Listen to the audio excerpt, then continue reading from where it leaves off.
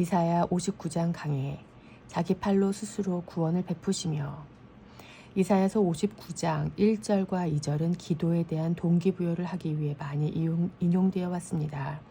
여호와의 손이 짧아 구원하지 못하심도 아니고 귀가 둔하여 듣지 못하심도 아니니 어서 회개하고 기도해야 한다는 메시지로 말이죠. 말씀에 근거한 합당한 권고같이 들립니다. 그런데 당시의 이사야 선지자 역시 이와 같은 권고를 하고 있는 것일까요? 선지자의 말을 이해하려면 직전의 말씀을 기억할 필요가 있습니다. 58장에서 백성들은 우리가 금식하고 안식일을 지키는데도 왜 하나님은 응답하지 않으시냐라고 착각 속에서 원망하고 있었습니다. 그들은 열심히 기도하고 안식일을 지키던 사람들이었습니다. 기도를 안 해서 응답을 못 받은 게 아니었으니 더 기도하라는 권고는 이 사태 해결에 도움이 되지 않는 말입니다. 그렇다면 하나님이 응답하지 않으신 진짜 이유는 무엇입니까? 백성의 죄악.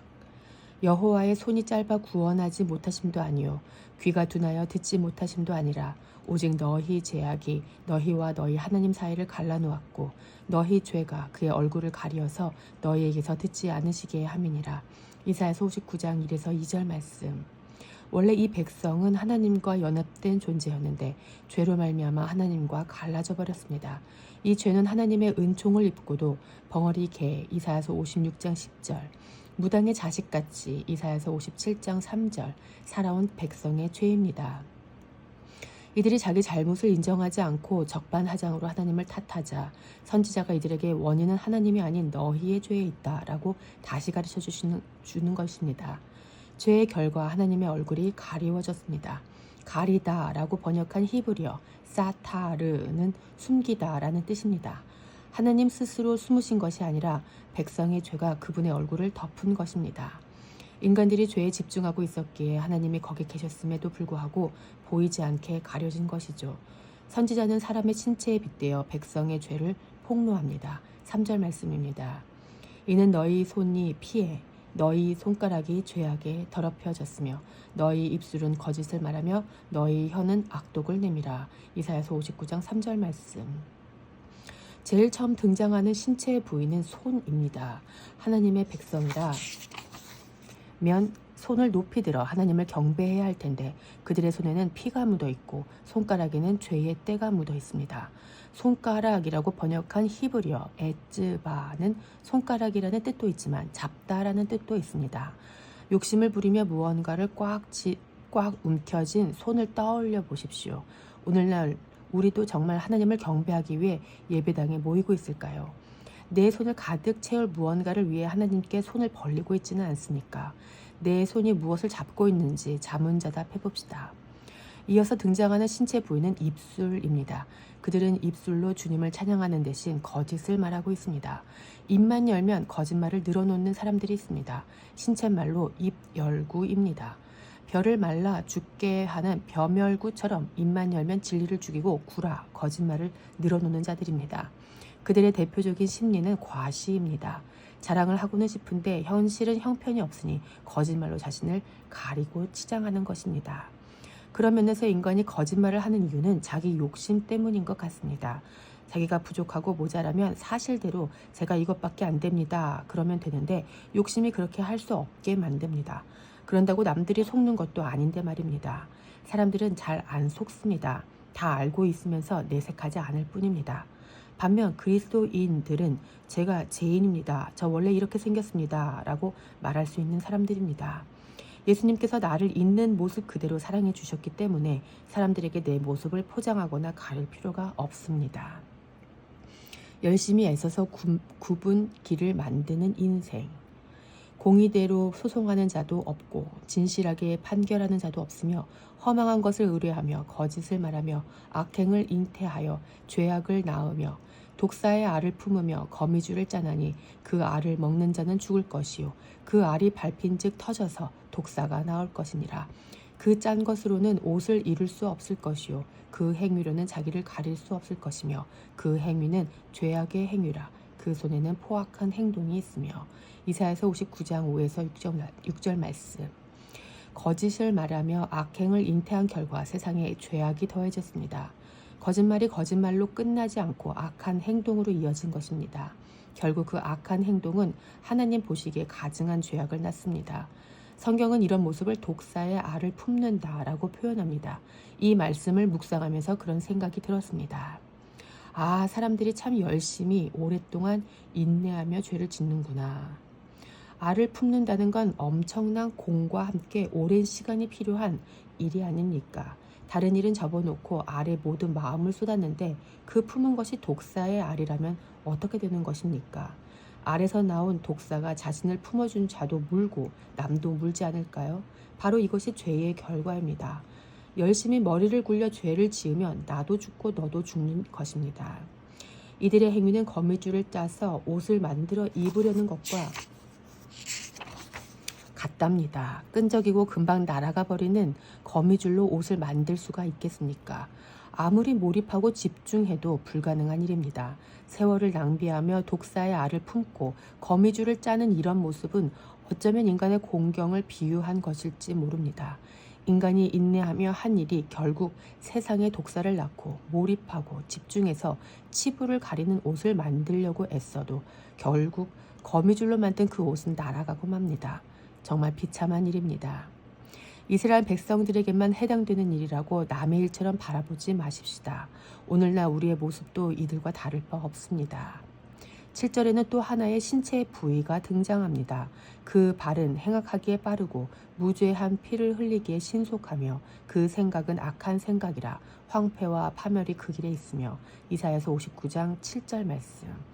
이번에 등장한 신체 부위는 발입니다. 참 신기하게도 이 발은 죄 지을 때만 빠릅니다. 남을 죽이고 아프게 하고 속상하게 만드는 일은 아주 신속하게 해치웁니다. 이들이 은혜로 선택받은 이스라엘 백성들임을 생각하면 더 기가 막힙니다. 이들에게는 정말로 소망이 없어 보입니다. 하나님께서 당장에 심판하셔도 할 말이 없는 상태입니다. 오늘 우리도 마찬가지입니다. 하나님을 향해 서운하다, 섭섭하다, 원망하며 항변할 수 있는 인생이 있을까요? 그럴 수가 없습니다. 그렇다면 우리가 할 수 있는 일은 무엇입니까? 스스로 정결하게 회개하고 열심히 기도하면 될까요? 8절 말씀 봅시다. 그들은 평강의 길을 알지 못하며 그들이 행하는 곳에는 정의가 없으며 구분길을 스스로 만드나니 무릇 이 길을 밟는 자는 평강을 알지 못하느니라. 이사야서 59장 8절 말씀. 오해와 착각 가운데 하나님을 원망하던 백성들은 평강의 길을 알지 못했습니다. 그러니 어디를 가든 무엇을 하든 평강이 없었습니다. 안 했던 게 아닙니다. 바벨론에서 돌아와 성전을 짓고 예배를 드렸을 것입니다. 말라기서를 읽어보면 이들은 11조도 했고 제사도 드렸습니다. 그런데 그 말라기서에는 이들이 드린 헛된 제사 때문에 성전 문을 닫을 자가 있으면 좋겠다는 하나님의 절규가 나옵니다. 11조는 했으나 온전한 11조가 아니었고 제사를 드리면서도 입으로는 거짓을 말하고 손으로 악한 것을 움켜쥐고 있었습니다. 안 한 게 아닙니다. 했습니다. 성경은 예배드리고 나서 심판받는 이야기로 가득합니다. 나답과 아비후는 여호와께 분향하다가 심판받아 즉사했습니다. 아나니아와 삽비라도 헌금하고 심판받았습니다. 안 한 게 아닙니다. 정말 무서운 이야기입니다. 우리도 열심히 예배를 드리고 있기에 더욱 무서운 말씀입니다. 이들의 문제는 종교적 행위를 안 한 것이 아니라 평강의 길을 알지 못하는 것이었습니다. 열심히 하기는 하는데 정의가 없었습니다. 악입니다. 하나님의 길은 올곧은 길인데 이들은 굽은 길을 스스로 만들었습니다. 그러기에 하는 짓마다 구부러집니다. 그래놓고는 하나님을 탓합니다. 하나님, 왜 이렇게 길이 꺾여 있죠? 왜 내 인생은 이렇게 힘들죠? 여호와의 손은 왜 이렇게 짧지요? 귀가 어두우십니까? 왜 내 말을 못 들으십니까? 이런 원망은 가당키나 합니까? 이 길은 그들 스스로 굽게 만든 길입니다. 이 굽은 길로는 아무리 열심히 걷고 달려도 평강을 알 수가 없습니다. 평강이라고 번역한 말은 샬롬입니다. 완전함, 안전, 결실함, 평화라는 뜻의 참 중요한 단어입니다. 이들은 샬롬을 몰랐기에 가는 곳마다 전쟁을 일으킬 뿐이었습니다. 우리도 이런 착각 가운데 기도하고 있지 않나 모르겠습니다. 지금도 예배당 안에서 서로를 그렇게 싸우고 있지는 않습니까?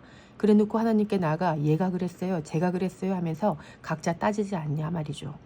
그때의 이스라엘이나 지금의 교회들이나 인간에게 소망이 없기는 매 한 가지입니다. 평강도 모르고 평강이 주는 유익도 모르고 평강의 의미도 모른 채 열심히 고생만 하다가 죽는 것이 인생인 것 같습니다. 비참합니다. 선지자의 고백. 그런데 반전이 일어납니다. 소망이 없던 백성들의 선두에 갑자기 선지자가 나타났습니다. 8절까지 백성의 죄를 지적하던 선지자가 9절부터는 갑자기 그들과 자신을 아울러 우리의 소망 없음을 고백하기 시작합니다. 그러므로 정의가 우리에게서 멀고 공의가 우리에게 미치지 못한즉 우리가 빛을 바라나 어두운 뿐이요 밝은 것을 바라나 캄캄한 가운데에 행함으로 우리가 맹인같이 담을 더듬으며 눈 없는 자같이 두루 더듬으며 낮에도 황혼때같이 넘어지니 우리는 강장한 자 중에서도 죽은 자 같은지라. 이사야서 59장 9에서 10절 말씀. 정의와 공의가 멀어진 까닭에 백성들은 캄캄한 가운데 더듬고 넘어지며 죽은 자같이 되었답니다. 백성의 바람과 현실 사이에 괴리가 너무 큽니다. 그런데 이 고백을 하고 있는 선지자의 모습을 눈여겨보십시오. 그는 백성의 하나가 되어 하나님께 부르짖고 있습니다. 죄를 지적하는 자리에서 내려와 죄인과 함께 앉아 그들의 죄를 자신의 죄로 여기며 대표로 하나님 앞에 엎드린 것입니다. 우리는 이 대목에서 예수님의 모습을 봅니다. 우리가 예수님께 받은 은혜는 무엇입니까? 예수님이 사람들의 죄를 폭로하실 때 죽어 마땅한 그들의 죄목을 정리해 최후 통첩을 날리셨습니까? 아닙니다. 예수님은 정죄하지 않으셨습니다. 예수님은 친히 우리의 죄가 되셨습니다. 죄 없는 누군가가 죄인들과 자신을 동일시하여 하나님 앞에 설 때 소망이 시작됩니다. 그래서 선지자가 죄인의 자리에 서서 죄를 고백하는 9절부터 비로소 죄인들에게 소망의 서광이 비추기 시작하는 것입니다. 선지자의 이야기를 조금 더 들어봅시다. 11절입니다.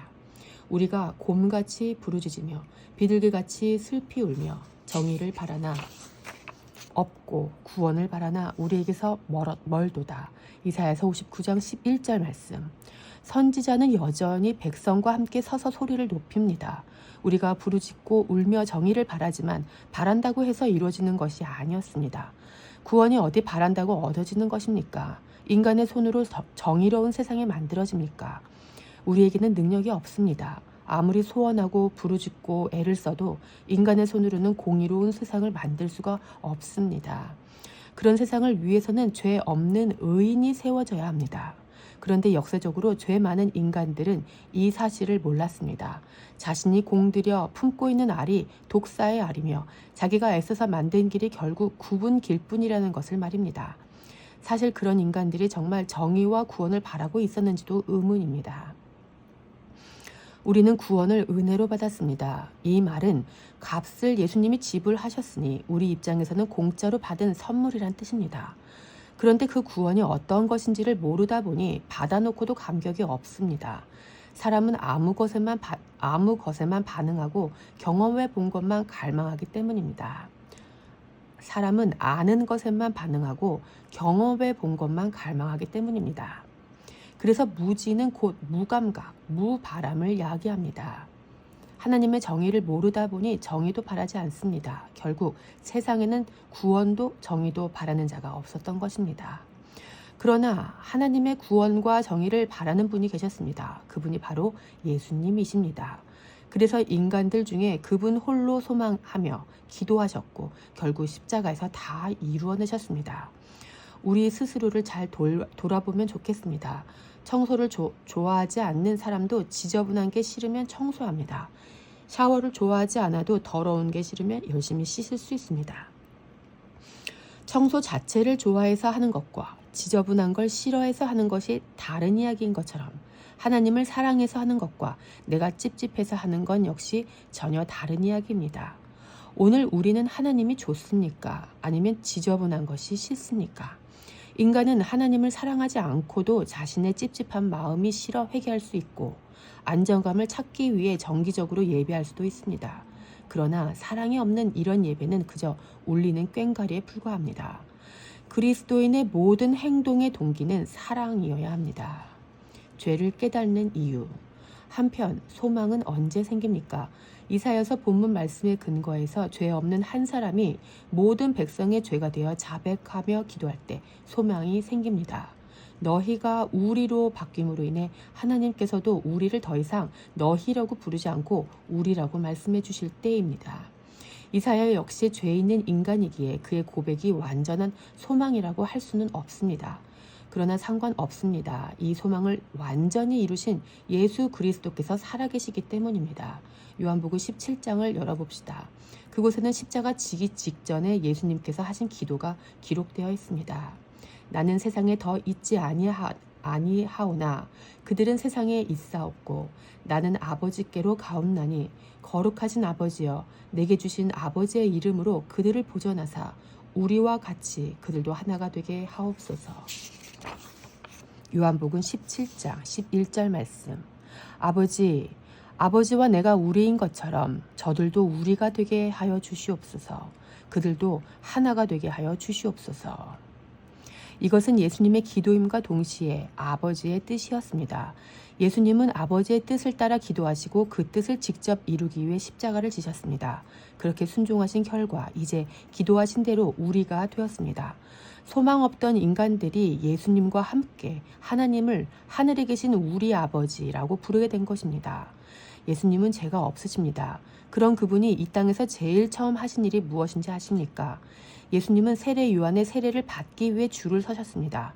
죄인들만 받는 그 회개의 세례의 줄에 우리 예수님이 서 계셨단 말입니다. 죄인과의 연대입니다. 기업 회장님이 구내 식당에 식판 들고 서 있기만 해도 사람들은 감격합니다.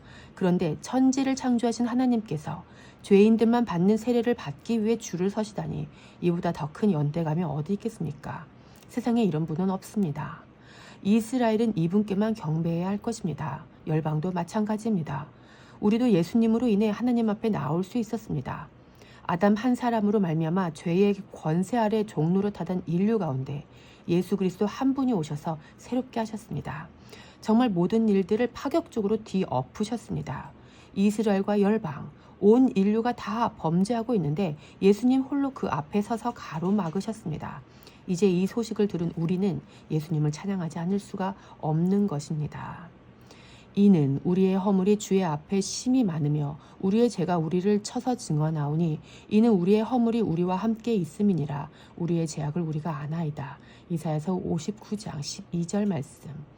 원래 죄인은 자기 죄를 모릅니다. 그게 죄인입니다. 그런데 하나님이 누구신지 알고 죄와 의가 무엇인지 아는 선지자가 개입하자 자기 성찰이 가능해졌습니다. 이사야서 59장 1절에서 8절까지 하나님을 원망하던 백성들과 바로 이어지는 9절부터 15절까지 죄를 자복하는 백성들의 모습이 완전히 다른 이유도 바로 이 연합에 있습니다. 인간들이 발견한 것이 아닙니다. 한 선지자가 이들과 연합되어 깨닫게 했기 때문에 백성들은 자신이 죄인임을 알게 되었습니다. 그리스도인이란 그리스도와 합하여 우리가 된 사람들을 일컫는 말입니다. 이렇게 연합된 자는 하나님 앞에서 자신이 죄인임을 압니다. 스스로 지혜를 발동하거나 경험에 의해 아는 것이 아니라 한 선지자와 연합되었기 때문에 그분의 영인 성령님에 의해 알게 되는 것입니다. 그래서 은혜 받은 자들의 공통된 고백은 자신의 업적에 대한 치하가 아니라 바로 나는 죄인입니다 라는 죄 고백과 함께 주님을 높이는 찬양입니다. 13절부터는 선지자와 연합되어 죄를 깨달은 이스라엘이 그들의 삶에서 저질러온 죄를 고백하고 있습니다. 우리가 여호와를 배반하고 속였으며 우리 하나님을 따르는 데에서 돌이켜 포악과 패악을 말하며 거짓말을 마음에 잉태하여 나오니 정의가 뒤로 물리침이 되고 공의가 멀리 섰으며 성실이 거리에 엎드려지고 정직이 나타나지 못하는도다. 성실이 없어짐으로 악을 떠나는 자가 탈취를 당하는도다. 이사야서 59장 13에서 15절 말씀. 이스라엘은 정의를 뒷전으로 밀어버리고 공의도 멀리 제쳐버렸습니다. 또 거리에는 성실이 엎드려졌고 정직은 아예 나타나지도 못했습니다. 은혜 받은 백성 공동체의 삶의 현장의 모습이 이러했습니다. 14절과 15절의 성실이라고 번역한 히브리어는 진리, 신실, 충성 등으로 번역할 수 있는 에메트입니다. 자기 백성을 변함없이 견고하게 붙들고 계시는 하나님을 나타내는 중요한 단어입니다. 에메트가 사라진 사회에서 악을 떠나는 사람은 오히려 남들의 먹잇감이 될 뿐입니다. 이들이 하나님 앞에 종교적 열심이 있었음을 생각하면 겉보기에는 진실해 보이고 진리를 따르는 옳은 모양이 나타났을지도 모릅니다. 성전에서는 하나님의 백성처럼 거룩해 보이려 했겠지요. 예나 지금이나 하나님의 백성들이 욕먹는 이유는 똑같습니다.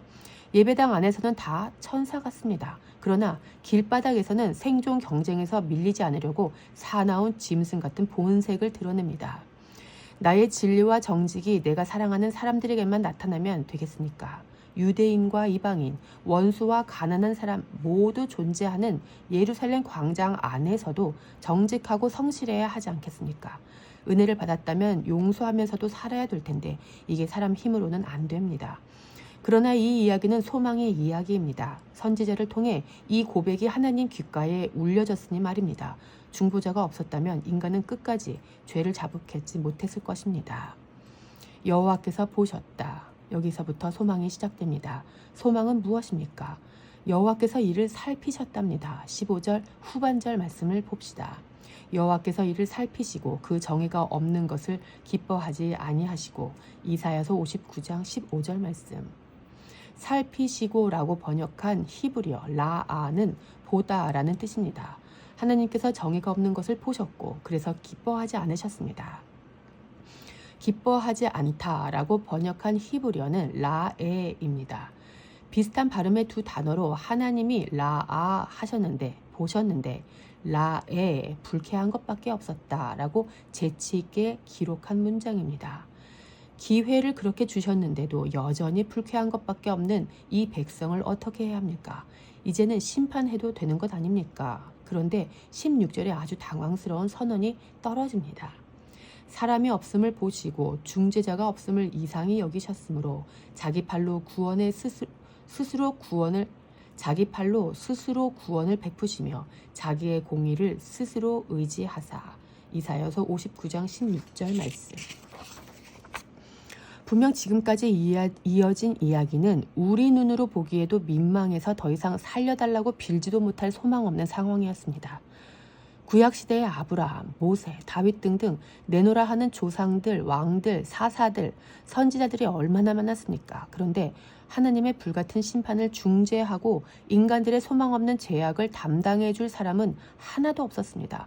그렇다면 이제는 정말 끝나야 마땅하지 않습니까? 그러나 이때 하나님은 우리의 기대와 전혀 다른 반응을 보이며 등장하십니다. 중재자가 없음을 이상히 여기셨다. 이상히라고 번역한 히브리어 샤mem은 기가 막힌 모습을 묘사한 단어입니다. 황폐케 되어 망연자실하여 이런 뜻입니다. 하나님께서 망연자실한 채 계시다고 생각해 보십시오. 사람이 없어 넋을 잃은 심정을 묵상해 봅시다. 우리도 이럴 때가 있지 않습니까? 사람이 없네. 애들은 다 내 백성인데, 다 내 사람들인데, 내가 선택했고 내가 사랑한 사람들인데, 자녀들인데 사람이 없네. 사람이 없었습니다. 하나님의 마음을 알아줄 자, 이 문제를 해결할 수 있는 자가 하나도 없습니다. 그래서 하나님이 어떻게 하십니까? 하나님은 그들을 포기하지 않으시고 자기 팔로 스스로 구원을 베푸시며 자기 공의를 스스로 의지하십니다. 할렐루야. 이것이 바로 복음입니다. 좋은 소식입니다. 인간이 발전하고 노력해서 이 문제를 해결할 수 있다는 말은 복음이 아닙니다. 어떤 선지자, 어떤 목회자가 도와준다 해도 인간은 구분기를 만드는 것밖에 못합니다. 인간 스스로 구분기를 만든다는 8절 말씀과 16절에서 스스로 구원하시는 하나님이 대조가 되지 않습니까? 스스로 구원하시는 하나님이 어떤 모양으로 나타나시는지 17절에서 확인할 수 있습니다. 공의를 갑옷으로 삼으시며 구원을 자기의 머리에 써서 투구로 삼으시며 보복을 속옷으로 삼으시며 열심을 입어 겉옷으로 삼으시고. 이사야서 59장 17절 말씀. 하나님께서 전쟁에 나서는 용사가 되셨답니다. 스스로 구원하시겠다고 작정하신 하나님은 소망 없는 인간 세상의 전사로 뛰어드십니다. 그분이 바로 우리 구주 예수님이십니다. 완전 무장하고 전쟁에 나서신 우리 하나님은 카리스마 넘치는 눈빛을 상상해 보십시오. 열심을 다해 이 옷을 갖춰 입으셨을 것입니다. 은혜가 넘칩니다. 하나님께서 직접 중재자 없는 상황을 종식시키겠다고 선언하시고는 무장하고 용사처럼 나서신 겁니다. 훗날 바울은 이 말씀을 인용해서 그리스도인들에게 구원의 투구를 쓰고 의의 호심경을 붙여 무장하라고 권고합니다. 에베소서 6장. 구약 성경을 모르면 바울의 말이 내 믿음의 승리와 구원의 확신을 위해 싸우려는 말로 들릴 수도 있습니다. 그러나 이 말은 인간 스스로 구원을 이루라는 말이 아니라 너희는 하나님이 스스로 전사가 되셔서 탄생한 존재이니 너희도 그분과 연합되어 이 전쟁을 영광스럽게 싸우라는 말입니다. 우리와 달리 유대인들은 바울의 말을 들을 때 이사야서 말씀을 떠올릴 수 있었을 것입니다. 평화의 언약. 한편 18절은 은혜의 감격 속에 흥분하던 우리를 잠시 멈추게 합니다. 은혜와는 늘 정반대에 서 있는 행위대로 갚으신다라는 말씀 때문이죠. 그들의 행위대로 갚으시되 그 원수에게 분노하시며 그 원수에게 보응하시며 섬들에게 보복하실 것이라. 이사야서 59장 18절 말씀. 행위대로 갚으신다면 지금까지 본 대로 소망 없는 이스라엘과 열방은 모두 죽은 목숨이 아닙니까? 어떤 주석서는 하나님이 진노를 하셔야만 인간이 참된 회개를 할 수 있다라고 이 구절을 해석하는데 저는 별로 동의가 안 됩니다. 참된 회개는 무섭다고 나오는 게 아닙니다. 윌리엄 윌리문에 따르면 겁박하는 부모는 정직을 북돋우는 분위기를 만들지 못합니다.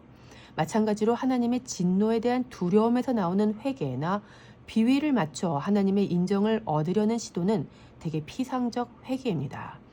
칼바르트 역시 그런 회개는 연기에 불과하다고 했습니다. 하나님이 받으시는 참된 회개는 은혜를 받고 사랑을 받아 거듭 태어난 사람만 할 수 있습니다. 그렇다면 이 말씀은 어떻게 이해해야 합니까?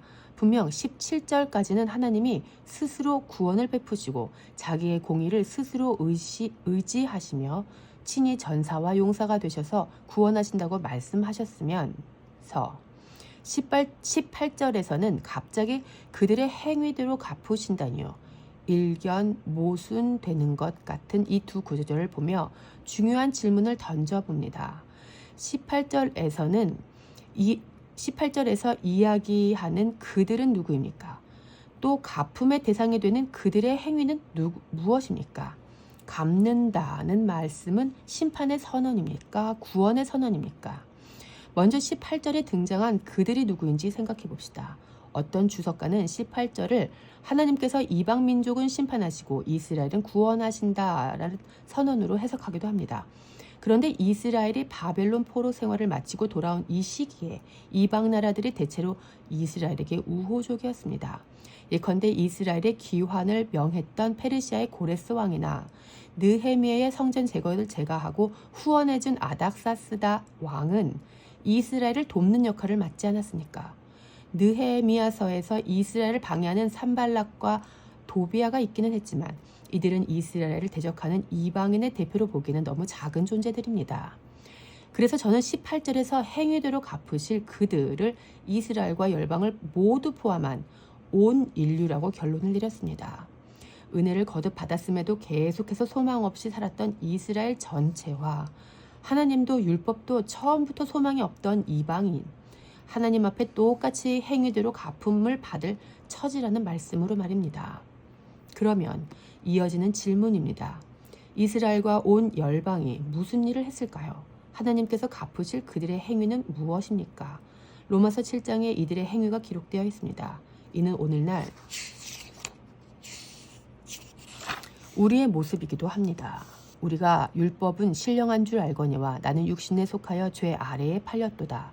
내가 행하는 것을 내가 알지 못하노니 곧 내가 원하는 것은 행하지 아니하고 도리어 미워하는 것을 행함이라. 만일 내가 원하지 아니하는 그것을 행하면 내가 이로써 율법이 선한 것을 시인하노니 이제는 그것을 행하는 자가 내가 아니요 내 속에 거하는 죄니라. 내 속 곧 내 육신에 선한 것이 거하지 아니하는 줄을 아노니 원함은 내게 있으나 선을 행하는 것은 없노라. 내가 원하는 바 선은 행하지 아니하고 도리어 원하지 않는 바 악을 행하는도다. 만일 내가 원하지 아니하는 그것을 하면 이를 행하는 자는 내가 아니요 내 속에 거하는 죄니라. 그러므로 내가 한 법을 깨달았노니 곧 선을 행하기 원하는 나에게 악이 함께 있는 것이로다. 내 속 사람으로는 하나님의 법을 즐거워하되 내 지체 속에서 한 다른 법이 내 마음의 법과 싸워 내 지체 속에 있는 죄의 법으로 나를 사로잡는 것을 보는도다. 오호라 나는 공고한 사람이로다. 이 사망의 몸에서 누가 나를 건져내랴. 로마서 7장 14에서 24절 말씀. 이 고백이 이스라엘 전체의 고백이어야 합니다. 또 오늘 우리의 고백일 수밖에 없습니다. 하나님께서는 우리의 행위대로 갚으신다 하셨는데 인간 안에는 선한 것이 없습니다. 우리는 독사의 알을 품고 거미줄로 옷을 만들고 입술로 거짓말을 하고 손으로는 악한 것을 움켜쥐고 평강의 길을 알지 못한 채 악을 행하는 곳으로 빨리 달려갈 뿐입니다. 성령의 조명하심으로 선한 것이 무엇인지 알았다고 해도 그 선한 것을 행할 능력이 조금도 없습니다. 오호라 나는 곤고한 사람이로다. 자신이 닥친 곤경을 깨닫고 탄식밖에 할 수 없는 이 상황이 이스라엘과 온 인류가 처한 상황입니다. 공의와 구원과 보복과 열심으로 중무장하고 스스로 용사가 되어 나서신 하나님 앞에 이젠 피할 곳이 없습니다. 두려우신 용사께서 그들의 행위대로 그들에게 갚으실 일만 남았습니다. 여러분, 갚으신다는 말이 긍정적으로 들리십니까? 인간들은 네가 한 대로 갚아준다 라는 말을 긍정적으로 듣지 못합니다. 대체로 이런 식의 말은 네가 나에게 한 일에 대해 보복하겠다는 말로 듣습니다.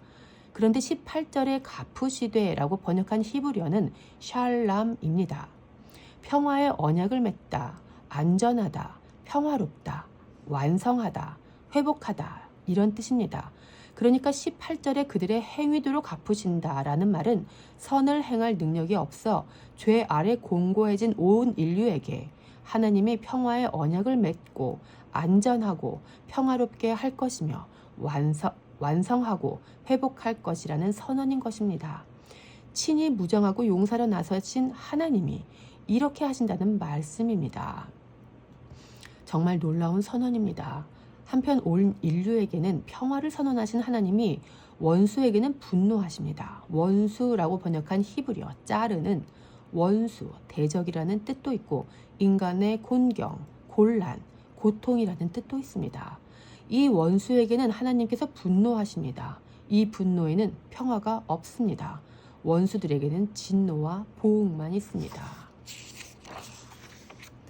그런데 모든 섬들, 곧 모든 피조 세계에 보복하신다는 말은 또 다시 샬람, 곧 평화입니다. 그러니까 이사야서 59장 18절은 온 인류와 피조 세계를 하나님께서 완성하고 회복시키겠다는 약속입니다. 은혜의 하나님은 원수들에게는 분노하시고 보응하시지만 이 곤란하고 소망 없어 곤고한 인간들에게는 그들의 행위대로 갚으시며 평화의 언약을 맺으시는 것입니다. 그래서 예수님이 죄가 되어 죽으셨습니다. 예수님이 죄가 되어 죽으실 때 원수도 죽었습니다. 그리고 하나님은 인류와 평화의 언약을 맺으셨습니다. 하나님께서 친히 전사로 나셔섰고 당신의 아들로 인해 원수마귀 사망 권세를 멸하고 이스라엘과 열방과 새 언약을 맺으신 것, 바로 이것이 복음입니다. 로마서 7장에서 오호라 나는 공고한 사람이로다 라고 탄식하던 인류는 이 복음으로 인해 하나님을 찬양하게 됩니다. 로마서 7장 마지막 절과 로마서 8장 첫 절은 이렇게 연결됩니다. 오호라 나는 공고한 사람이로다. 이 사망의 몸에서 누가 나를 건져내랴. 우리 주 예수 그리스도로 말미암아 하나님께 감사하리로다. 그런즉 내 자신이 마음으로는 하나님의 법을 육신으로는 죄의 법을 섬기노라. 그러므로 이제 그리스도 예수 안에 있는 자에게는 결코 정죄함이 없나니 이는 그리스도 예수 안에 있는 생명의 성령의 법이 죄와 사망의 법에서 너를 해방하였음이라. 로마서 7장 24에서 8장 2절 말씀. 바울이 기록한 헬라어 원문에는 7장 25절이 은혜, 곧 카리스로 시작됩니다. 은혜로다, 은혜입니다. 은혜가 먼저입니다. 이제 그리스도 예수 안에 있는 자에게는 결코 정죄함이 없습니다. 하나님께서 은혜로 무슨 일을 하셨습니까? 무슨 일을 하셨기에 우리가 주 예수 그리스도 안에 있게 되었습니까? 율법이 육신으로 말미암아 연약하여 할 수 없는 그것을 하나님은 하시나니 곧 죄로 말미암아 자기 아들을 죄 있는 육신의 모양으로 보내어 육신의 죄를 정하사 육신을 따르지 않고 그 영을 따라 행하는 우리에게 율법의 요구가 이루어지게 하려 하심이니라. 로마서 8장 3에서 4절 말씀. 우리가 제 발로 하나님께 걸어 들어간 것이 아닙니다. 하나님께서 정하신 대로 예수님께서 하늘의 밀로 이 땅에 떨어져 죽으셨습니다. 예수님은 이 이야기를 씨 뿌리는 자의 비유로 알려주셨습니다. 예수님이라는 귀한 씨가 땅에 떨어져 죽고 싹이 났습니다. 우리는 이 말씀도 내가 회개하고 의를 세워 옥토가 되어야 한다는 말씀으로 여기며 열심히 품고 읽어왔습니다만 밭은 스스로를 경작할 수 없는 존재입니다. 우리는 스스로 옥토가 될 수 없는 오호라 공고한 자일 뿐입니다. 오래 참고 열심히 애써 알을 품어도 독사밖에 나올 것이 없습니다. 우리가 열매를 맺었다면 그것은 전적으로 그리스도께서 다 하신 것입니다. 하나님께서 스스로 구원을 이루셨습니다. 평화의 언약을 맺어주시고 인간의 육신으로 연약해서 할 수 없는 그것을 하나님께서 친히 이루셨습니다. 이사야서 59장은 바로 이 하나님의 이야기입니다. 하나님께서 친히 개입하셔서 평화를 이루신 후 어떤 일이 일어나는지 계속 이어서 보십시다. 급히 흐르는 강물같이 서쪽에서 여호와의 이름을 두려워하겠고 해 돋는 쪽에서 그의 영광을 두려워할 것은 여호와께서 그 기운에 몰려 급히 흐르는 강물같이 오실 것이미로다. 이사야서 59장 19절 말씀. 서쪽과 해 돋는 쪽, 곧 동쪽은 온 열방을 가리키는 말입니다. 온 열방이 여호와의 영광을 두려워하게 되었습니다. 이 일은 이스라엘의 넘어짐으로 말미암아 시작된 일입니다. 그들은 받은 은혜를 기억하지 않고 여호와의 손이 짧아 구원하지 못하고 귀가 둔하여 듣지 못하신다고 불평이나 늘어뒀던 자들입니다. 이사야서 59장 1절 말씀. 끝없이 하나님을 오해하고 원망하는 이들을 그냥 끝내버리면 깔끔할 텐데 하나님은 직접 나서서 평화를 이루셨습니다. 그래서 온 열방이 하나님의 행하신 일로 말미암아 그분을 경외하고 예배하게 되었습니다. 은혜입니다. 하나님께서 다 이루신 이 일을 모르는 사람은 하나님을 경배할 수가 없습니다. 여러분, 우리 삶에 구원이 급히 흐르는 강물처럼 신속하게 와서 우리를 온통 뒤덮었습니다. 우리는 원하지도 않았고 바라지도 않았으며 아예 알지도 못하던 일입니다. 연약하고 경건하지 않던 때, 아직 죄인 되었을 그때에 하나님이 열심을 내셔서 급히 오신 것입니다. 이것이 구원받은 사람들의 공통된 고백입니다. 내가 뭘 해서 이 구원을 받았습니까? 열방이 뭘 하면 구원을 받습니까? 이스라엘이 어떻게 구원을 받겠습니까? 구원은 그분이 그 기운에 몰려 급히 흐르는 강물같이 오실 때만 가능한 일입니다. 여호와의 말씀이니라. 구속자가 시온에 임하며 야곱의 자손 가운데에서 죄과를 떠나는 자에게 임하리라. 이사야서 59장 20절 말씀. 우리는 모든 성경을 조건과 책임으로 읽는데 익숙한 사람들입니다. 그래서 20절 말씀도 내가 죄과를 떠나면 하나님이 오시나 보다 라고 읽고 맙니다. 그러나 주의해서 보아야 합니다. 이미 16절부터 하나님이 오신다는 이야기가 이어져 오고 있습니다. 이 말씀은 인간이 스스로 죄과를 떠나서 하나님이 오실 조건을 충족시키라는 조언이 아닙니다. 내가 행할 것이다 라는 하나님의 선언을 기억하십시오. 이 말씀은 인간의 어떠함과 상관없이 하나님께서 행하실 일입니다. 저는 마지막 날에 우리 주님이 그렇게 시온에 임하실 것이라고 믿습니다. 시온은 예루살렘입니다. 넘어져 있는 이스라엘이 예수님을 그리스도로 알고 하나님과 평화에 이르는 그 때와 시는 하나님만 아십니다. 그 일은 철저히 하나님의 소관입니다. 이것은 신비입니다. 이스라엘이 넘어져 있는 동안 서쪽과 동쪽에 있는 수많은 나라들은 은혜와 평화의 언약을 맺게 되었습니다. 그리고 구속자는 장차 시온에 임하실 것입니다. 그러면 그동안 동쪽과 서쪽의 수많은 나라들은 뭘 해야 되겠습니까? 바울이 로마서 11장에서 이 이야기를 합니다. 그러므로 내가 말하노니 그들이 넘어지기까지 실족하였느냐? 그럴 수 없느니라. 그들이 넘어짐으로 구원이 이방인에게 이르러 이스라엘로 시기나게 함이니라. 그들의 넘어짐이 세상의 풍성함이 되며 그들의 실패가 이방인의 풍성함이 되거든 하물며 그들의 풍성함이리요. 로마서 11장 11에서 12절 말씀. 서쪽과 동쪽의 수많은 나라들이 해야 할 일이 분명하게 보이지 않습니까? 저기 넘어져 있는 공고한 자 이스라엘 백성들에게 우리 이방 그리스도인들이 해야 될 일이 무엇인지 이제 자명합니다. 우리가 영적 이스라엘이라든지 내가 하나님의 선택받은 또 다른 백성이라든지 이런 주장을 할 수가 없습니다. 우리가 뭘 해서 받은 구원이 아니기 때문입니다. 우리 역시 독사의 알을 품고 거미줄로 옷을 짜려던 악한 자들이었을 뿐입니다. 우리가 한 일은 악한 것뿐입니다. 그러나 하나님의 은혜로 성령님의 조명하심으로 오호라 나는 공고한 자로다 라고 고백할 수 있게 되었습니다. 그리고 하나님의 구원이 급한 강물처럼 우리를 덮었습니다. 이는 이스라엘이 실패함으로 말미암아 시작된 일입니다. 송구하지만 그들의 실패가 없었다면 오늘날 우리도 없었을 것입니다. 그들의 실패가 오늘 우리를 우리 되게 했다면 우리는 어떻게 해야 하겠습니까? 형제들아 너희가 스스로 지혜 있다면서 이 신비를 너희가 모르기를 내가 원하지 아니하노니 이 신비는 이방인의 충만한 수가 들어오기까지 이스라엘의 더러는 우둔하게 된 것이라. 로마서 11장 25절 말씀. 사도 바울이 오늘 우리에게 외치는 소리가 들리는 것 같습니다. 나의 형제 그리스도의 몸된 교회여, 형제 대한민국의 교회들이여, 나는 스스로 지혜 있다 하는 그대들이 이 신비를 모르는 것을 원치 않습니다.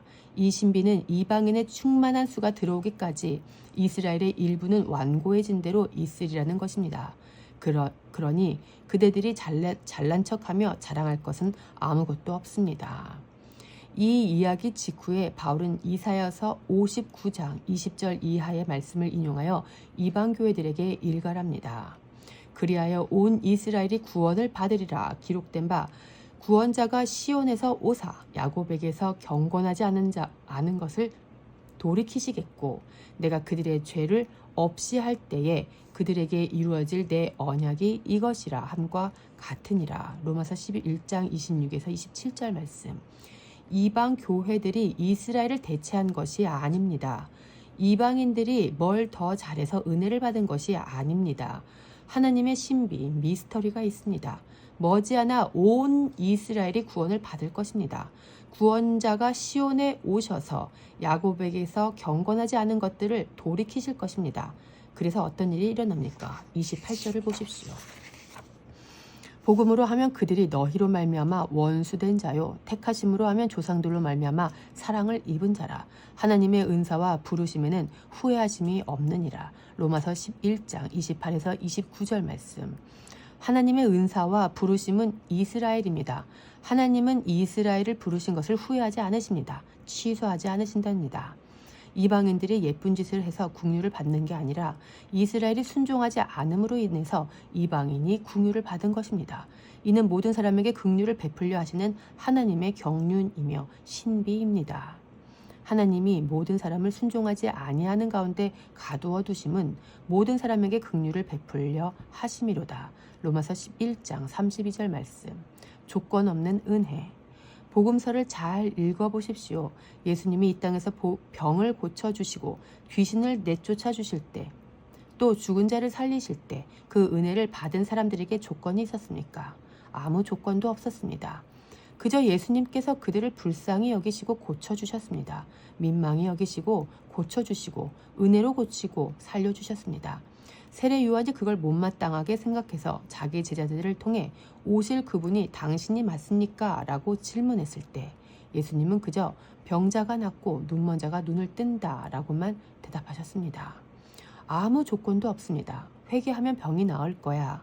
예수님 앞에 겸손하게 무릎을 꿇으면 고쳐주실 거야. 이런 이야기가 없습니다.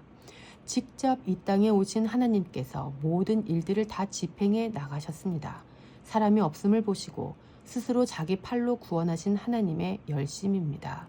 스스로 전사가 되셔서 이 땅에 오셔서 그 죽어가는 자들을 다 살리시는 것입니다. 우리도 그 안에 들어왔습니다. 현재 우리는 하나님께서 약속하신 대로 그분 안에서 평화를 누리고 있습니다. 얼마나 큰 은혜인지 모르겠습니다. 에베소서 1장 말씀에서 확인해 봅시다. 찬송하리로다. 하나님 곧 우리 주 예수 그리스도의 아버지께서 그리스도 안에서 하늘에 속한 모든 신령한 복을 우리에게 주시되 곧 창세전에 그리스도 안에서 우리를 택하사 우리로 사랑 안에서 그 앞에 거룩하고 흠이 없게 하시려고 그 기쁘신 뜻대로 우리를 예정하사 예수 그리스도로 말미암아 자기의 아들들이 되게 하셨으니 이는 그가 사랑하시는 자 안에서 우리에게 거저 주시는 바 그의 은혜의 영광을 찬송하게 하려는 것이라. 에베소서 1장 3에서 6절 말씀. 이사야서에 따르면 하나님께서 사람을 찾으셨으나 사람이 없었습니다. 그런데 이제는 사람이 여기에 있습니다. 그분이 친히 사람이 되셨습니다. 사람이 되신 예수 그리스도로 말미암아 교회를 당신의 아들들이 되게 하셨답니다. 그러니 이제 우리는 우리에게 거저 주시는 바 그의 은혜의 영광을 찬송하며 살면 됩니다. 이것이 복음으로 탄생한 성도의 본분입니다. 이 일이 어떻게 시작됩니까? 13절을 보십시오. 그 안에서 너희도 진리의 말씀 곧 너희의 구원의 복음을 듣고 그 안에서 또한 믿어 약속의 성령으로 인치심을 받았으니 이는 우리 기업의 보증이 돼서 그 얻으신 것을 속량하시고 그의 영광을 찬송하게 하려 하심이라. 에베소서 1장 13에서 14절 말씀. 은혜 받았음을 확신하는 일은 진리의 말씀 곧 너희 구원의 복음을 들음으로 시작됩니다. 언제나 말씀이 먼저입니다. 은혜는 그 무엇보다 앞섭니다. 사람들은 이 말씀을 들음으로써 비로소 믿음이 생기게 됩니다. 말씀이신 그분이 먼저 오셨고 그분이 다 이루셔서 우리에게 거저 주신 은혜의 복음을 듣고 믿어 약속의 성령으로 보증을 받습니다. 성경과 성령을 선물로 받은 것입니다. 이는 우리가 하나님의 기업을 이을 자가 된다는 보증입니다. 우리가 은혜로 하나님의 상속자가 되었다고 확실하게 도장을 찍으셔서 우리로 하여금 그의 영광을 찬송하는 자로 세우신 것입니다. Yes and Amen. 고린도후서 1장 말씀도 보십시오. 하나님의 약속은 얼마든지 그리스도 안에서 예가 되니 그런지 그로 말미암아 우리가 아멘 하여 하나님께 영광을 돌리게 되느니라. 고린도후서 1장 20절 말씀. 하나님의 약속은 그리스도 안에서 예스가 됩니다. 우리가 한 건 아무것도 없습니다. 하나님의 약속은 예수님 안에서 다 이루어졌습니다. 사람이 없어서 하나님이 직접 사람이 되셨습니다. 그래서 그리스도 안에는 예스만 있습니다. 이 은혜를 받은 우리는 그저 아멘 하여 하나님께 영광을 돌릴 따름입니다. 만약 이걸 안 믿으면 어떻게 됩니까? 하나님이 예수님 안에서 다 이루신 이 일을 못 믿는 사람도 열심을 낼 수 있습니다. 구원의 확신이 없는 자신의 불안함을 덮으려고 더 부지런히 신앙생활을 할 수 있습니다. 회개하고 기도하며 주님 앞에 엎드릴 수 있습니다. 그러나 기억하십시오. 이는 스스로 독사의 알을 품은 것입니다. 거미줄로 옷을 지어 내 수치를 가리려 하고 입만 열면 거짓말이고 손만 뻗으면 욕심으로 움켜잡고 발로는 사람 죽이려고 신속하게 달려가는 자입니다. 그런데 하나님의 은혜로 성령님이 임하시고 성경을 읽는 눈이 열리면 오호라 나는 곤고한 자로다 라고 탄식하기 시작합니다. 아무것도 할 수 없는 자신의 비참한 처지를 보는 그때 비로소 하나님의 손수 행하신 이 일이 복음임을 알게 됩니다. 그리고 하나님만 찬송을 받으시기에 합당하다는 찬양으로 귀결되는 것입니다. 할렐루야. 끝으로 이사야 59장 맨 마지막 절에서 아무것도 한 일이 없는 우리에게 하나님께서 뭐라고 말씀하시는지 들어보십시다. 여호와께서 이르시되 내가 그들과 세운 나의 언약이 이러하니 곧 네 위에 있는 나의 영과 네 입에 둔 나의 말이 이제부터 영원하도록 내 입에서 내 후손의 입에서와 내 후손의 입에서 떠나지 아니하리라 하시니라. 여호와의 말씀이니라. 이사야서 59장 21절 말씀. 아멘. 이것이 바로 하나님의 약속입니다.